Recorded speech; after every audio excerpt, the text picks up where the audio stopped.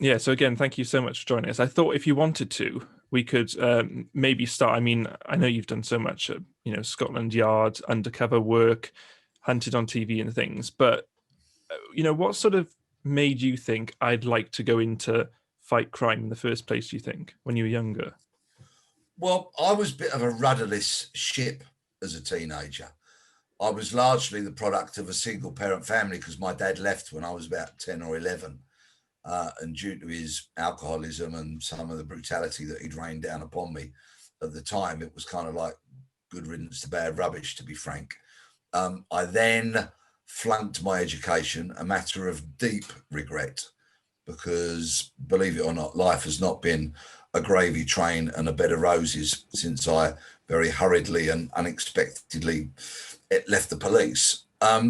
And so, really, I had my mum to thank because when I was a teenager living in a flat with her, I came home one night from my job as a warehouseman, which I enjoyed. But it wasn't what my mum really had in store or thought would be long term for me.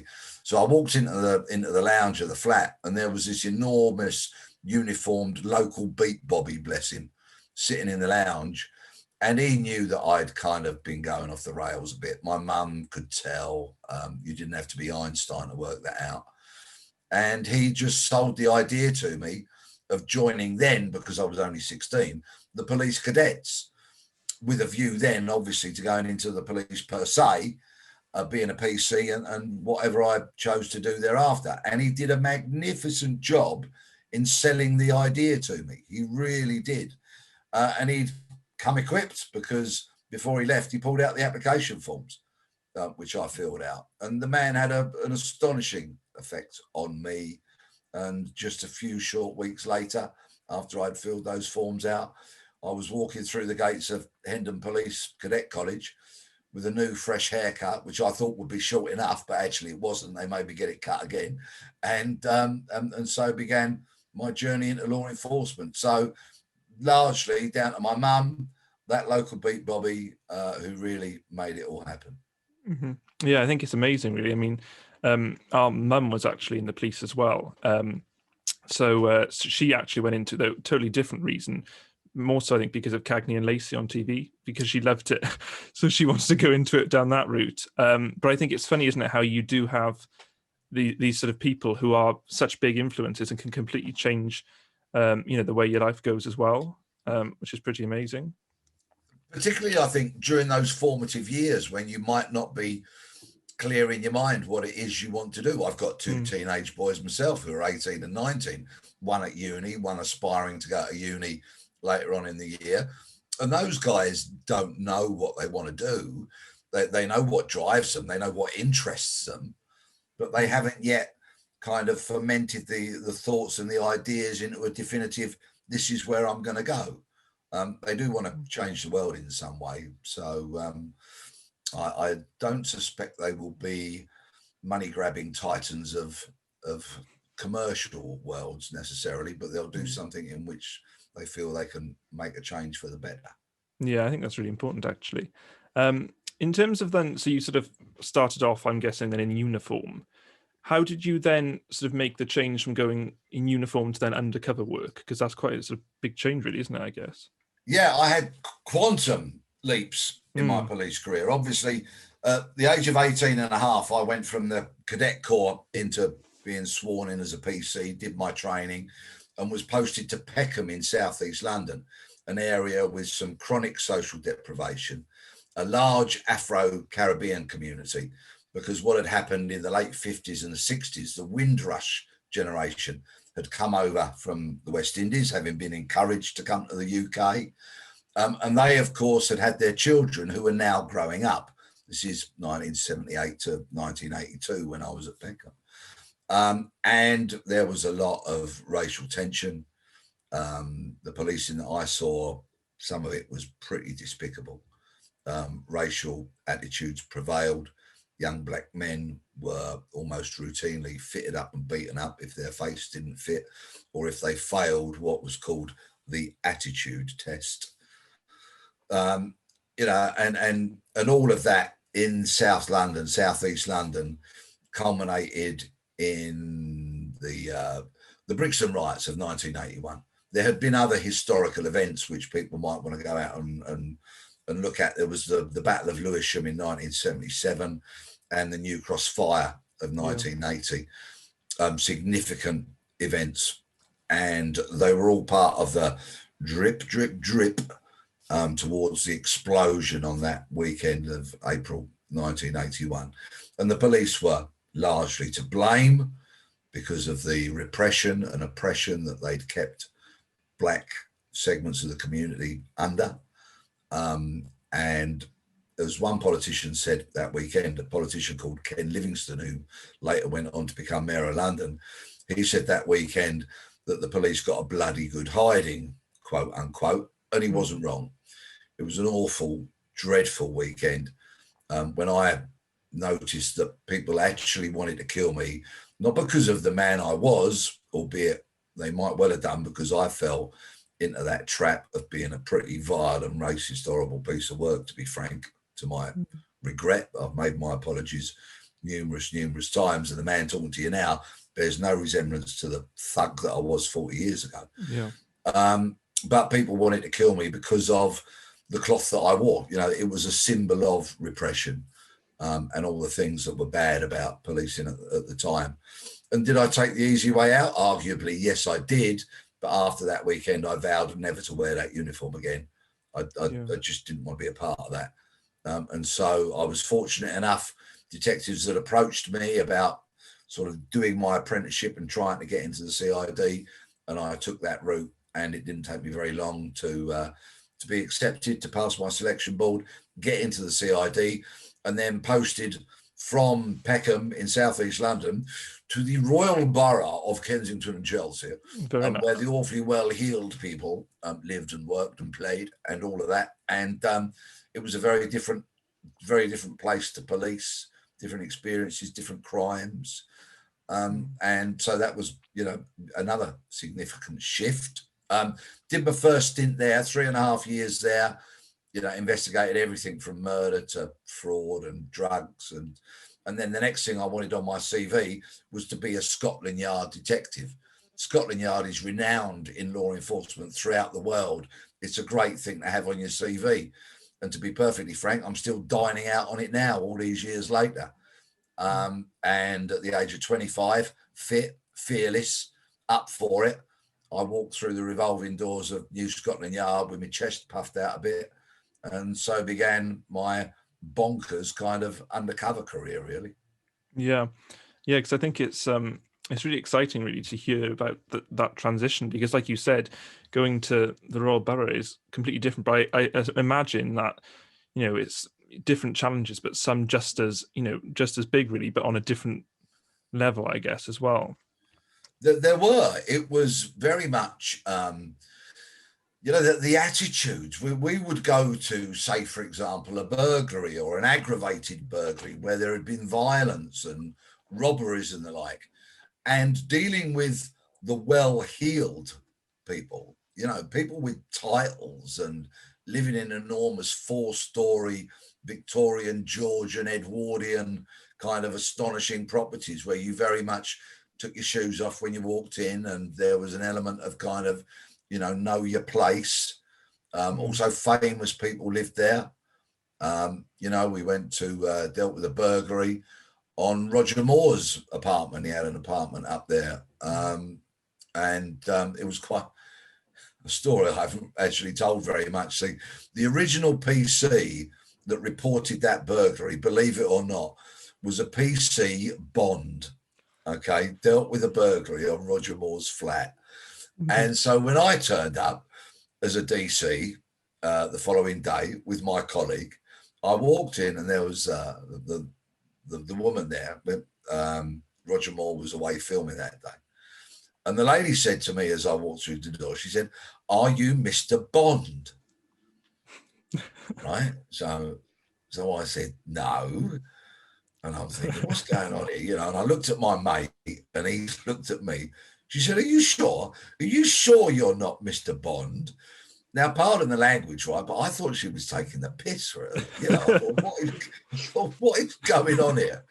And of course, it turned out she had a bit of paper with PC Bond on it, so automatically assumed that the person that turned up the next day would be by the name of Bond. Well, apparently, Roger Moore had been very upset, quite naturally, that his apartment had been broken into. Yeah. But when he saw that it was PC Bond that was investigating it, as he thought, he saw the funny side of that, and apparently it made him laugh. But yeah, so there was the famous and the wealthy. Pockets of social deprivation as well, like there is in so many areas of London and all our cities. So often you find wealth and poverty almost living cheek by jowl. So there were, as I say, there were pockets of poverty. Yeah. But a lot of the posh part of town that I was just utterly unfamiliar with. Yeah, I can imagine. I mean, I was able to do, as part of my undergrad degree, because I did cybersecurity, like I said, and I did a 2-month placement with South Wales Police, and I went around with the CSI team there, which was an amazing experience. But like you said, you go to different areas, and it's just amazing on how much of a difference there is. And yet, it's similar crimes, but just different people falling victim to it. Different reactions as well, I guess you could say, to it, because some people are outraged at what some people would deem as not being a huge thing, but then other people you go to, I mean, I remember seeing an old lady, and she'd fallen victim excuse me, to a distraction burglary. And it was so sad. And then they went down the road and sort of went to Tesco's and spent all of her savings, really. And that was one thing I think that really shocked me about it. And do you think, as you were sort of going around and in your sort of formative years in the police, was it changing, do you think, your outlook on London and life in general? Yeah, it didn't take me very long at all in the police to really detest people that committed crimes like you've just spoken about and others. I saw victims of burglary, and it's absolutely right what you say. It's a very objective kind of thing to be the victim of a crime. And somebody, it matters little if you're not a person of great wealth, and you might live in a local authority property and you don't have many possessions, but when somebody breaches your boundaries and goes in and steals what little you may have, it is just as traumatizing and can have just an effect on you. Sometimes people never get over it, as it will do if you live in a multi-million-pound mansion and lose jewelry which you can easily replace the following day. It matters not. If you are a victim of crime, it's about what it means to you, the effect that it has on you. And investigators and police and other kind of charities and services are often very good at understanding that, whereas perhaps the media might not be, on occasions. And yeah, I've seen people traumatized that others might cock a snook at and think is a fairly minor crime. But to the beholder, it's really, really traumatizing. Yeah, exactly. I think, so going back to when you sort of did your time doing undercover work and things, I mean, I've got to be honest, I don't have much sort of knowledge on that sort of area. But do you think there was ever a time where, you were assigned to something and you thought, oh my gosh, this is like too deep, or this is quite out of my comfort zone? No, because as you'll recall, when I was 25 and started doing it, young, fit and fearless, I mean, I was utterly fearless. I mean, whether that's born out of stupidity or wherever it comes from. But that didn't mean to say that I didn't get frightened, but I'd go into anything. I'd take on any operation and go anywhere. And when I first got to the yard and saw how the established crop of undercover operatives were doing it, and often doing it very successfully, it has to be said. But I soon identified a need to kind of modernize the craft and move with the times, because so many of the undercover cops then would wear a nice suit, go to a friendly jeweler in Hatton Garden in London and be draped in jewelry. They would insist on meeting in an expensive bar in a very fancy hotel, and they would be utterly reluctant, to the point of refusing, to move from there. So negotiations could only kind of happen in the bar, or perhaps in a hotel room that would have already been wired for sound. Yeah. So they were very kind of rigid and stuck in their ways, which Mm. had worked for them. But now it's the 1980s, the mid 1980s. The explosion of cocaine onto the streets of Britain is happening at an astonishing rate. The late 80s, 90s, we saw the swamping of the nation with ecstasy and the rave culture being born. And so it was all rapidly changing. And I knew that because I had my ear to the ground. I had a network of informants, colleagues at other stations, and I didn't spend my downtime with coppers. Mm-hmm. I went and stayed with my mates in the area where I've been born and raised. And so I was getting all this information, and I knew that the whole drugs scene was changing, and the people that were dealing in drugs were changing, so much so that I was hearing criminals say, if you meet a guy in a suit in a hotel bar and he doesn't want to move from there, or he'll only take you to the room, he's an undercover cop. Yeah. So get out of there. Don't have any dealings with them. Mm. And I was very lucky. When I went to the bosses at the yard, the senior bosses, and said, we need to move on. You've got to trust me now. Yeah. If I'm just having a meeting with somebody, a villain, a crook, a gangster, then let me go with them in their car to wherever they choose. Mm-hmm. You don't necessarily have to follow me either. The surveillance team can stand down. Let me do it on my own. I'm fine. Yeah. I'm not carrying huge sums of money for these meetings. I would do when the operation came to a kind of crescendo and, the commodity was brought onto the plot and I had to bring my money onto the plot and all of that. But for meetings for meetings' sake, or for business sake, if you will, let me go with them.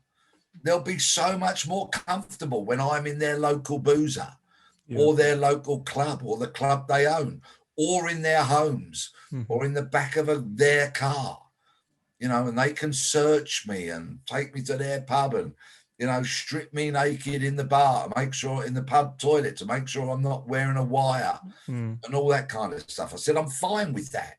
Just let me do it. Yeah. When it comes to the crux of the matter and we have to sort out how the trade is going to go down, that will be different. But my negotiating position will have been strengthened because I've been so relaxed about doing things as they wanted to do them. And fair play, the bosses had never been confronted with, a UC and undercover saying this kind of stuff to them. And they said, all right, Blex, if you're happy with it, go for it. And of course, I was bringing them result after result after result. Yeah. And so they let me have, not a free rein, but certainly a lot looser rein than other people previously had. And I think that's really interesting. I think from the sound of it, it was sort of quite pioneering, I guess, in a way, wasn't it? Doing this this form of policing and things. And do you think it's, had an impact now on, undercover work as we see it now in the Met and things? Yeah, I'm sure we were trailblazers for what followed. Although, of course, undercover policing is getting a particularly bad press at the moment because there's an ongoing public inquiry into some undercover officers who I never knew, and I never even knew their unit existed. They were part of Special Branch. Yeah. They were like the National Public Order Intelligence Unit and the other unit names that they had.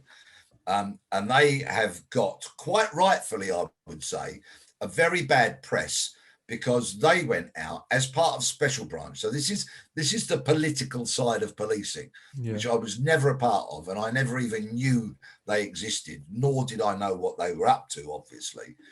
And these are the people that entered into long-term, premeditated, duplicitous, intimate relationships with people who largely were looking to exercise their democratic right of protest.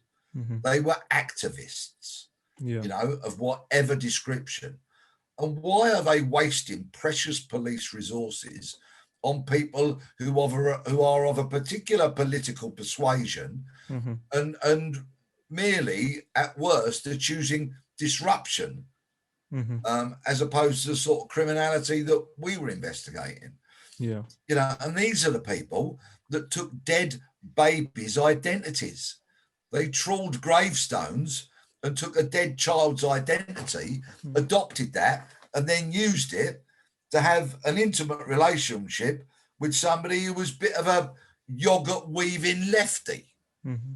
You know, I mean, where's the justification for that? There isn't any, as I see it. And if there was, these undercover cops or their senior officers now at this public inquiry would be going, well, here's the evidence of the bomb plot that we thwarted. Yeah. And here's the evidence of 5 people being jailed for life for conspiracy to murder. You know, but there isn't any of that. Instead, the Metropolitan Police seem determined to dig their heels in, obfuscate, obstruct, delay, and merely make a bad situation worse. I think if they threw their doors open, threw their cupboards open, and went, do you know what? We got this really, really wrong, and we're not going to do it again. Yeah.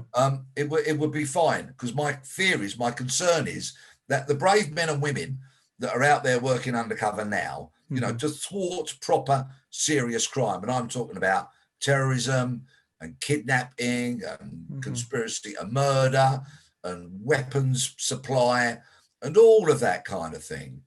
You know, my concern is that the whole of undercover policing is going to be tarnished by the actions of a few doing a very specific and almost entirely unjustified bit of work. Yeah. Did you get a chance at all when you were doing it to sort of work with other, you know, countries' police forces and things? And was that sort of similar form of undercover policing, or was that different as well? Yeah, no, I did. I was very fortunate that I operated in a number of different jurisdictions, and some were really enlightened. And you might not be surprised to think that, you know, countries like Belgium, for example, I went there and did some utterly groundbreaking work, and ended up training a lot of their operatives. And I'd go there on their training course, and they would say, well, Peter, what do you need for this lesson or this demonstration that you're doing today?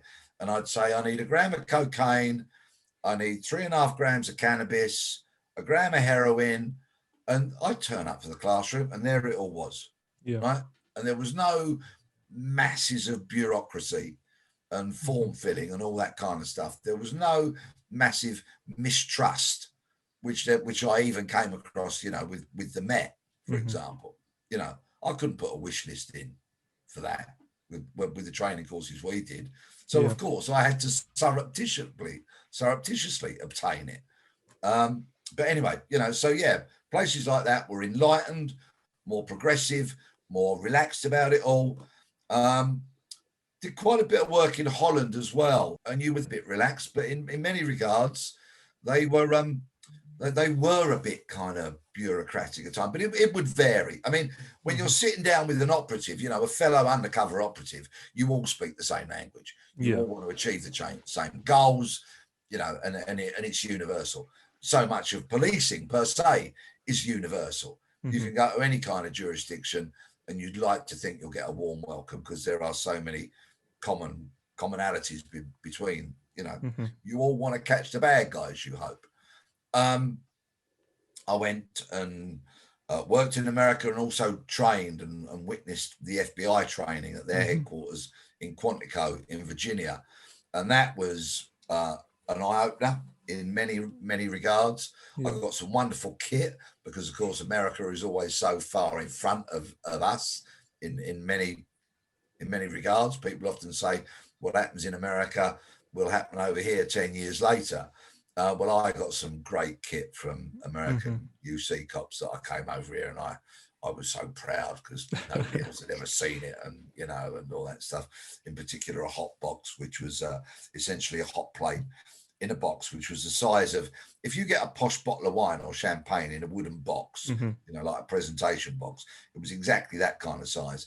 And it came with a long thermometer. So you'd put the thermometer into the hot plate, plug it into the mains, and then you could put the drugs on the hot plate and judge by the temperature at which it kind of bubbled and burned, as to how pure the gear is. And I'm taking this on drug deals, you know, over here and in Europe and all that. And the bad guys are open-eyed looking at it, because I look like some kind of crazy scientist now, you know, light years in front of everybody. Yeah. And so, me and my hotbox became very well travelled, and we had a few tales to tell. But if I may, I'll tell you the sort of the landmark thing that happened for me when I was at Quantico. I had always said to, you know, and when I delivered training over in the UK, I always said to cops, never break cover, right? Never. You know, no matter how hard they throw you up against the wall, yeah, no matter how close they put the blade to your throat or the gun, you know, or strip you naked, you know, do a thorough strip search. I'll spare you the details, you know, all that kind of stuff. No matter what you are subjected to, do not ever break cover and say, well, actually, all right, I'm an undercover cop. Right? Because I always thought that would put you in danger. And I thought you've got to think about the person that's introduced you to this organization. Yeah. Because they might be an informant. And once you admit to being an undercover cop, they'll go, well, hang on, that bloke who introduced us 3 weeks ago must have known he was an undercover cop. He's an informant, a grass, a snitch, a snout. We'll go and do them some damage. That all changed when I went to the FBI headquarters, talking about this to an experienced operator out there, and we're getting on famously. And he said, Peter, he said, I really want you to have a think about this. And he brought out a tape recorder, put an old style cassette in, and he said, listen to this. And I was gripped and deeply, deeply moved, because it was the last moments, literally, of an undercover cop's life, as he maintained, sadly, to the point of his death, that he was an undercover cop.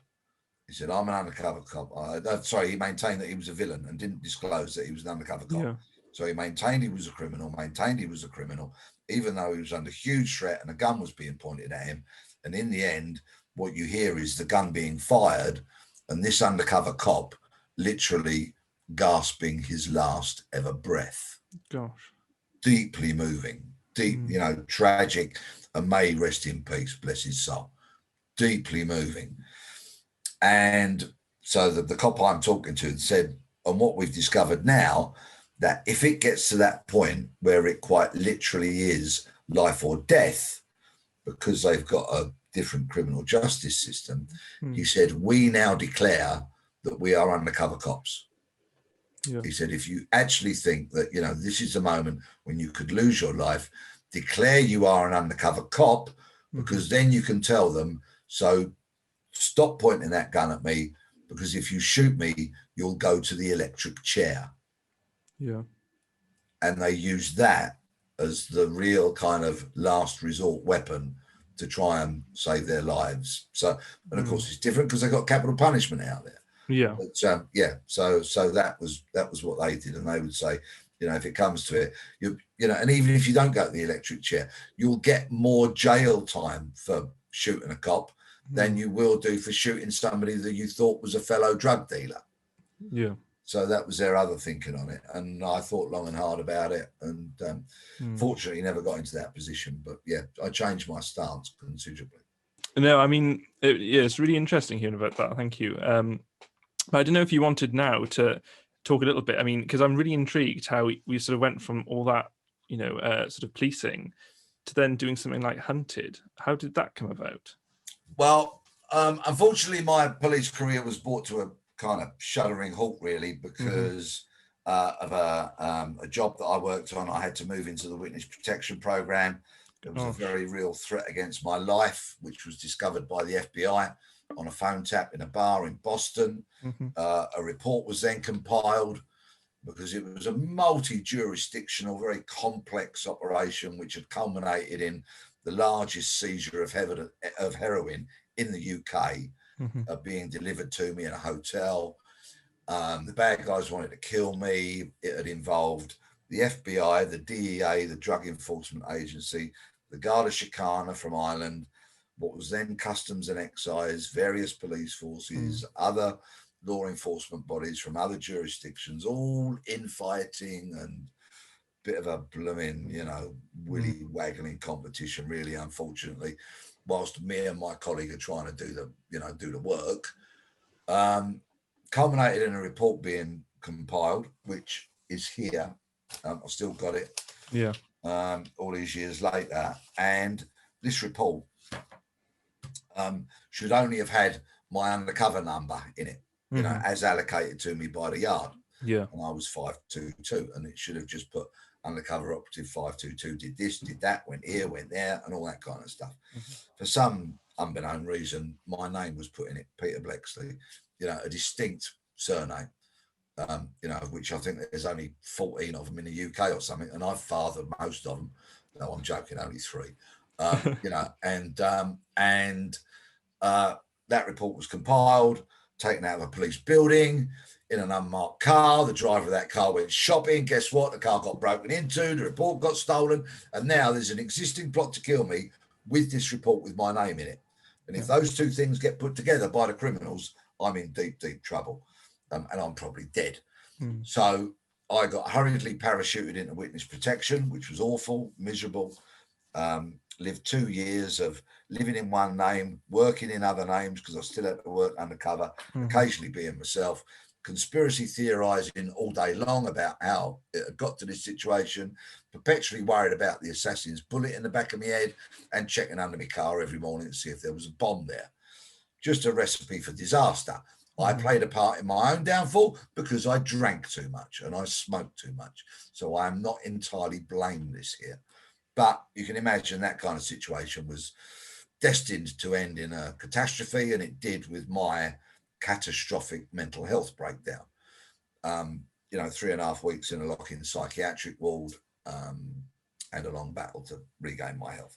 Yeah. So to kind of, I said I was going to make a long story short, didn't I? But anyway, it ended up with me being eventually medically retired, and at the age of 40, as a young man, yes, 40 is still young, everybody, please believe you me, 40 is True. young. I've got no education to fall back on, not very much at all, foolishly. I've got no apprenticeship behind me, no trade, no craft, no calling, nothing at all. I find myself on the scrap heap of life, with a bit of an axe to grind. I was still very unhappy at the way that I've been treated by the police and all of that. And I thought I'd tell the story. I thought I'd write a book, and I got a publishing deal. Fortunately, I had some friends, obviously not in the job, and they had contacts. Got a publishing deal, and this is now about the 5th version of the book, 5th reprint, The Gangbuster. Still available on Amazon. Plug. Good book, as everybody says. Cracking read and all of that. And it changed my life. Quite simply. It got serialized in a Sunday newspaper, which was handy. It bought us a conservatory on the back of our house, and it propelled me into the media, where I've kind of scratched a living for the last 20 years, doing various things. The Gangbuster was picked up by a TV production company who were making a drama about an undercover cop starring James Nesbitt of Cold Feet fame and many, many other shows. So I was story consultant on that, for 3 series, which were very successful, nominated for the Best Drama BAFTA and decommissioned in the same week, Lunatic World of Television.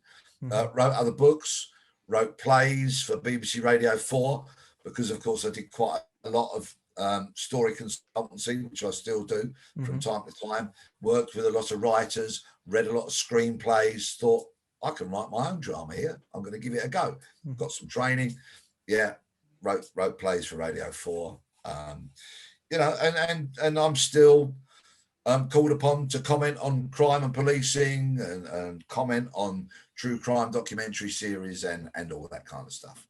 No gravy train, by the way. There's not a yacht with my name on it at the local marina or anything like that, and I'm not broadcasting from the west wing of my mansion. Don't think there's any of that, but, we've kept a roof over our heads, and we've done all right, and I'm not complaining. Mm-hmm. So yeah, I'm out there. You know, if people are looking for an ex-cop for some reason, then albeit all these years later, you know, my name will crop up. And Mm-hmm. when Shine Television were working on this idea for Channel 4 called Hunted, and basically it was an idea on a piece of paper that said, can we film a manhunt? Mm-hmm. They approached me, and I went and had an interview with them, more of a chat over a cup of tea, to be honest with you. Mm-hmm. And they filmed me answering some questions and all of that. We had a test week, and and I found myself as the deputy chief on the first series, which was a lot of fun, and the show became hugely popular. You know, won awards, got nominated for a BAFTA. I went to the BAFTAs that night, you know, with black dicky bow and all that sort of stuff. What a ghastly night that was. Oh, Oh, really? my word. Oh, truth.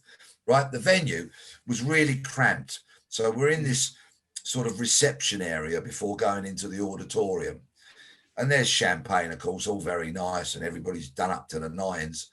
But the din, because, of course, people in TV like to talk about themselves. So when you cram thousands of people with that same mindset into a confined space and you throw in alcohol, right, the din is interminable, right? And it's tiresome. I'm a foolish smoker, right? Yes, I know. Expensive, smelly, antisocial, and life-shortening. Why on earth would anybody do it? Well, I'm sorry. Please don't, kids, but I do. So I go out to the smoking area to have a fag, and it's all sectioned off, you see, so that the paparazzi can't take pictures of A-list celebrities having a fag, right? So I'm out there, I walk in, and I kid you not, it's 6:30 in the evening, early start. Talking of early starts, a young lady has clearly had a very, very early start because she throws up all over my shoes at 6:30 on a Sunday night. Now, I like a drink, but you know, that's a proper early start. Anyway, the whole evening was just, the auditorium was stuffy and sweltering, and just the whole thing was tiresome. The presenter was the single most unfunny person I'd ever had the misfortune to listen to. And this is where you're all going to say it's sour grapes, right? Hunted got beaten by Love Island, right? So I'm not having a great night, yeah? Oh, and by the way, I throw it in, the food that we had afterwards, because there's a sit down afterwards, was awful. I wouldn't have fed it to my dog if I had one, right? Needless to say, me and my great mate from the show, Ben Owen, we made an early exit, and we found somewhere that was a bit more pleasant and you could get a drink and all of that kind of stuff. So it was a ghastly night. But anyway, where was I? Hunted. So yeah, did 4 series of the main show and 2 series of the celebrity version. Worked with some wonderful people on my team of investigators, really wonderful people with, and we've made lifetime friendships and all of that. But 2019, the 4th series of the main show aired. I'd done 3 of those as chief, because I got promoted from the deputy chief after the first series to be chief for the next 5 series. And as a mate of mine said, only in television would you get promoted. 2019, we caught them all. And I thought, new time for pastures new. And that's when I decided that I would hunt Mr. Kevin Parle. But yeah, that brings me on very nicely, actually, because my next question was going to be, I've sort of read a little bit around it. I've seen some of the things you've been posting and the podcast as well. But I thought, I don't know if you want to sort of share with the listeners really more about your hunt for Kevin Parle. I know he was down for 2 murders, wasn't he? I think. I thank you. Yes, I would very much want to talk about Kevin Parle. So I've left Hunted in 2019. Caused a bit of a stir, that I'd left, but the time was right. And so I'm thinking, because I love work, okay, despite the fact that I'm an old bloke, I love work. I have an energy and enthusiasm for work that I had when I was half my age, and probably half my weight, if the truth's be known. But anyway, I just love work. As long as I've got something that, interests me, that that kind of inspires me to. So I've set myself. I've left Hunted. I'm thinking, right. My publisher has said, yeah, you can do another book, because at this stage I've done 3 books, all available on Amazon. Everybody, 3 plays, loads of telly, but I need a main project. My publisher said, yes, you can do another book if you get the right subject material. So I'm thinking, right, I want to use my skill set and my experience. I want to use the network of people that I've gathered over the years who are predominantly law enforcement or ex-law enforcement or security services, military, and all of that. And my profile. And what am I best known for? Not writing books and plays, but hunting pretend fugitives. Roll that all together, give it a bit of a shake. I'll hunt a real fugitive. That makes absolute sense. Yeah. My previous books have been about unsolved murders, trying to solve those. Interesting conversation in one when I confront a bloke in a pub car park and all that. But moving on from, like, unsolved murders to hunting a real fugitive, and did all my research, and they do not come any more wanted than 6'6" Liverpudlian Mr. Kevin Parle. Now, so I've got the book commissioned, and the working title for that is I'm Coming For You. So, by the way, at the BAFTAs, I met a great man who's become a wonderful friend of mine called Mark Sandell, who's a highly esteemed podcast producer and a lifetime in radio journalism. Wonderful guy, hugely experienced. Me and him get on like a house on fire. Mark and I have met. Mark's very interested in this idea of me hunting Kevin Parle. So I've got the book commission, but we go off and we meet the BBC, 2 senior execs from Radio 5 Live and BBC Sounds. And we have a nice, very nice coffee with them, and they get interested in the idea as well. They know the book's being written, but they're interested in it for a podcast. So they stump up a little bit of money and they say to Mark, well, go out and film a pilot episode, and then we'll have a listen and we'll see what we think. So I had my press conference in London, get on a train, go straight to Liverpool. And that night, after a very long day, me and Mark are in a pub handing out flyers with the permission of the pub landlord. And people are going, Kevin who? Never heard of him. And this is Liverpool. And we're explaining, and people are taking flyers and they're reading them and turning them over and looking at the pictures of the victims, Liam and Lucy. I'll tell you a bit more about them in a minute. And people are going, really? Well, he needs to be caught, doesn't he? Oh, this is really interesting. And they're saying, can I take a couple so I can hand them out at work and give them to my family? You bet you can. Thank you very much. Because then 20 months ago, as is now, my whole purpose is to raise the profile of Kevin Parle and the awareness of the crimes that he's wanted for. Unconvicted. He's not been convicted of these crimes. I need to make that clear. But he is very much wanted for them both. He's on the National Crime Agency's most wanted list. So it was a good start. And in the last 20 months, I've been on an astonishing journey. 2 or 3 months into the hunt, the BBC listened to the pilot podcast and they went, bang, yeah, we'll have 12 episodes of that if you don't mind. Thank you very much.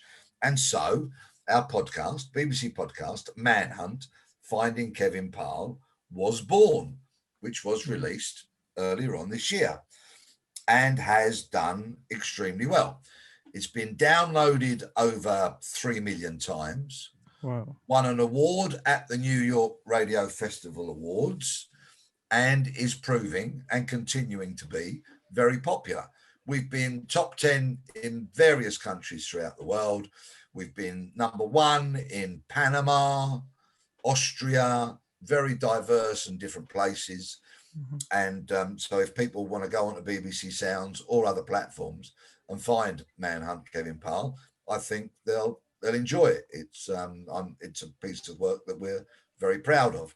Narrated by the wonderful Sunetra Sarkar from Ackley Bridge and Casualty and many, many other fabulous shows.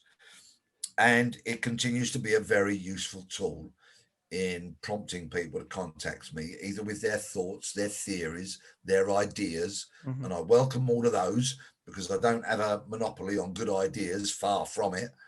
and the BBC have commissioned further episodes, and it will be back. People contact me every day saying, Peter, when's it coming back? When's it coming back? I can't wait. The answer to that is as soon as we can do it, when it won't benefit Kevin Parle and his cronies. I've got a raft of information because my hunt for Kevin Parle hoovers up my days every day, 7 days a week. It's non-stop commitment, and that's great. I'm not complaining. It was my idea. And so I have a raft of information at the moment, but I can't make it public because it would benefit Parle and those. Yeah. But as soon as we can, we'll be back, and we've got some astonishing audio in the bank already. So please, if you haven't listened to it, go and have a listen to our 12 eps, and then keep an eye on me on social media, and you'll hear about when it's going to return, and we will do that just as soon as we can. So bizarrely, the book gets commissioned first, the podcast gets commissioned second, but the podcast comes out before the book. And here we go with the next plug, right? For which I make absolutely no apology whatsoever, because it's by listening to the podcast and reading the book that awareness is raised about Kevin Parle. And this is solely done with the purpose of shrinking the world for him. That's what I want to do. In fact, I want to squeeze the globe so tightly that his 6'6" head pops up somewhere, and then law enforcement can slap the handcuffs on. So my book was published towards the end of last year, which is called Manhunt, and it's proved to be very popular. It's a very different thing from the podcast. And in fact, thousands of people, many thousands of people have enjoyed both because they're very different vehicles. You know, the podcast tells so much about the murders. And on that very note, you know, perhaps I can talk about Liam and Lucy, if that's okay. Yeah, please do. Okay, so the first murder that Parle is wanted for took place in June 2004 and was the shooting dead of a 16-year-old boy, a child, a kid. And whilst nobody has described Liam to me as a model student, on the contrary, nor was I when I was 16. And Liam was denied the opportunity to grow, to mature, to enter manhood, to find a life partner, to have a family, sort himself out and provide for his loved ones. Denied all of that because as a 16-year-old kid, he's blasted to death with a shotgun. 3 people have been convicted in connection with that crime. Anthony Campbell got 26 for murder for calling Liam on to that fateful meeting. Peter Sinclair got 8 years for disposing of clothing and phones on behalf of Kevin Parle. A naive young woman who thought she was Kevin Parle's only girlfriend at the time. She wasn't. Foolishly gave him a false alibi statement. She was convicted of perverting the course of justice. And Parle, the court was told that Parle pulled the trigger.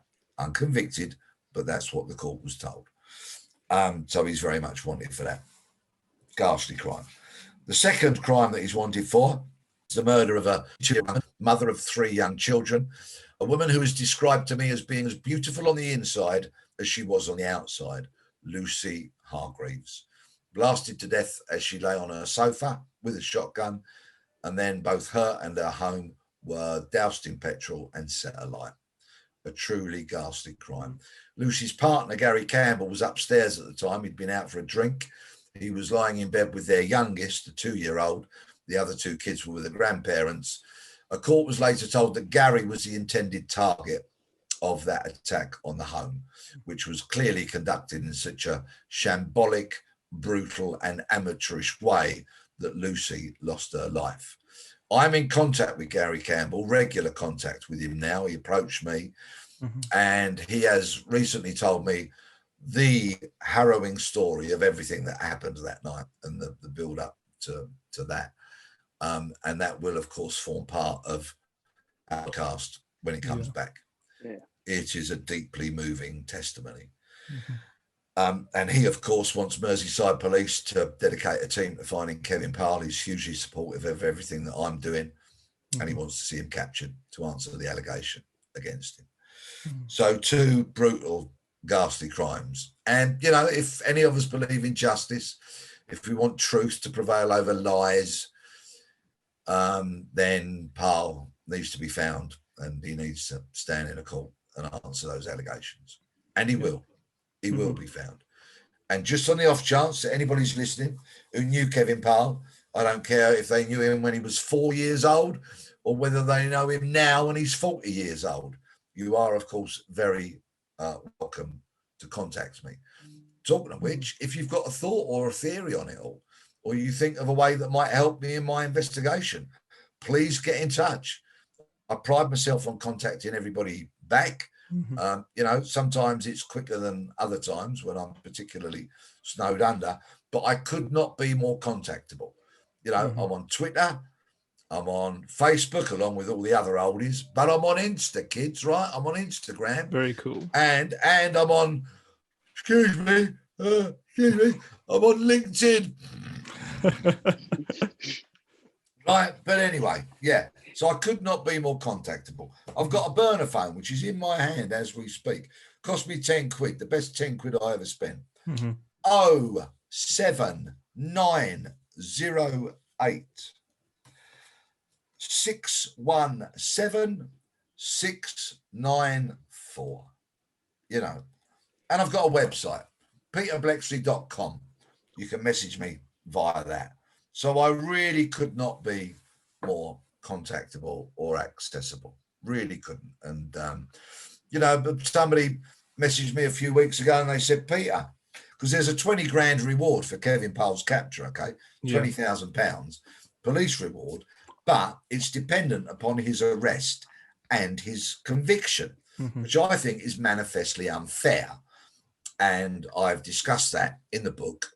And people have responded and they said, Peter, why don't you set up your own reward fund, which is not subject to his conviction? It is merely subject to the information being supplied that will lead to his capture. And I can GoFundMe, for example, or some other similar sort of platform. And it wasn't just one person that suggested this. Another person made the very similar suggestion and offered to kickstart it all with a very generous donation. Now, this is something that I have given some considerable thought to. I've explored the legalities around it, because there's legalities around everything, isn't there? Yeah. And there seem to be no discernible obstacles to that. In fact, I'm told that with GoFundMe and stuff, you can return everybody's money to them if ever, you know, something unforeseen happened, and that's what needed to be done. So it's something I'm seriously considering. I didn't consider it in the run up to Christmas because it's such a challenging financial time for many, many people. And let's face it, also because of this wretched virus, with millions of people being unemployed, furloughed, and all of that, I don't think it's appropriate now. So I'm not making that appeal for people's money. Yeah. And also, I don't need to, because I've got so much information that I'm sitting on at the moment. But if there ever came a time when I felt the need to do that, then I unashamedly will. And it's ideas like those and others that people give me just because they listen to the pod, they read the book, and they go, Peter, have you thought of this? So you don't have to have information about Parle, either, you know, historical or current, to get in touch with me. You can just give me your thoughts and your theories, and I'll happily have a natter with you as soon as I can. Well, that's great, thank you. Do you think, actually, I mean, you sort of listening to you then, do you think it could mark almost a change? Because obviously, I mean, growing up, I remember watching Crime Watch and things on the TV. Do you think this sort of true crime will enable more people like Kevin Parle to be captured? Well, there have been some cases, most notably on the other side of the Atlantic, where people have been captured as a result of what you could call citizen movements, or, you know, people, investigators, unraveling certain mysteries. I'm afraid there seems to be not a lot of fresh and new thinking from UK law enforcement, albeit, you know, I'm dealing with a sort of a narrow situation here, demographic, in so much as that I'm dealing with Merseyside Police. Now, my relationship with them has been a bit up and down, shall we say. But there's a new Detective Chief Inspector allocated to the hunt for Kevin Parle. That officer appears to be a bit of a new broom. I say that cautiously. It's early days. And last month, I gave a presentation, which took me an hour and a half, to 4 senior cops from Merseyside Police of 120 PowerPoint slides and more. And they are pouring over that information literally as we speak. Yeah. So, you know, I will always think the best of someone until they prove otherwise. Yeah. So I'm optimistic. I hope, in fact, I know that if Merseyside Police are as committed to finding Kevin Parle as I am, his days are numbered. Yeah. But I don't know whether they are or not. What I also know, because I've got so many sources, insiders, you know, people close to matters and all of that, that keep coming forward, fortunately, and contacting me. I know that for many, many years, Merseyside Police believed the urban myth, which said Kevin Parle was dead. I know they believed that for years. So, you know, I've got my work cut out to shift that mindset, albeit I also happen to know that in 2018, they were told information that very much indicated Kevin Parle was alive. But of course, you know, this is what a sort of cynical cop would call an old and cold case. And there are lots of senior investigating officers that don't like old and cold. They think there's no glory in them. They think it's a bit of a lumber, you know. So, but anyway, you know, I'm not saying that any of that applies to this new officer that I'm dealing with now. I'm hoping that that officer continues, you know, to that this officer's actions will match their words. And yeah, if they commit like I've committed, then he'll be captured. Fingers crossed. I'm very positive. I think that good progress will be made. I don't know if Matt, you had any questions. You've been very quiet. I've been so interested. I was just going to say, really, do you think with the technology we have now, finding Kevin could be a lot quicker? Yeah, I mean, way back in the early days, Matt, somebody said to me, if he's alive, he's online. You know, and I thought, okay, yeah, you know, so I think this was 2019 they said that. And I thought, okay, yeah, I see the argument behind that. But actually, I suspect he's not. Yeah. In fact, I think he's living a fairly kind of modest life, probably in an environment where he feels entirely comfortable and probably thinks it's impregnable. So technology has helped me as I try to identify those who are helping him. Yeah. But as for it providing that golden nugget, you know, with kind of like one of those golden fingers that you get as an emoji on a tweet or something, you know, pointing to the top of Kevin Parle's head and saying he is here, I think that unlikely. But certainly in terms of establishing who is linked to who might perform what role in any kind of criminal organisation supporting him, then modern technology is a great help. Yeah. And when we start travelling the world again, as I hope we will do at some point, and people start getting on aeroplanes and trains and all of that in considerable numbers, because the awareness of Kevin Parle will have been raised so significantly as it has been done in the last nearly 21 months, a 6'6" bloke is going to catch the eye of many more people than he otherwise would have done, I would think. Yeah. Everybody's going to take a second glance if they see somebody that's 6'6". Yeah. That's very true. Is that it now, Matt? Is that? Yeah, I think that's my question. Yeah. Yeah. Cool. Yeah, well, that's pretty much all my questions, really, Peter. So I don't know if there's anything else you wanted to sort of add before. Well, there is, because the thought of me appearing on a podcast that has the word cyber in the title, right, is utterly hysterical for people who are particularly employed by the NCC group, or who were employed by the NCC group, who supplied the cyber team to Hunted.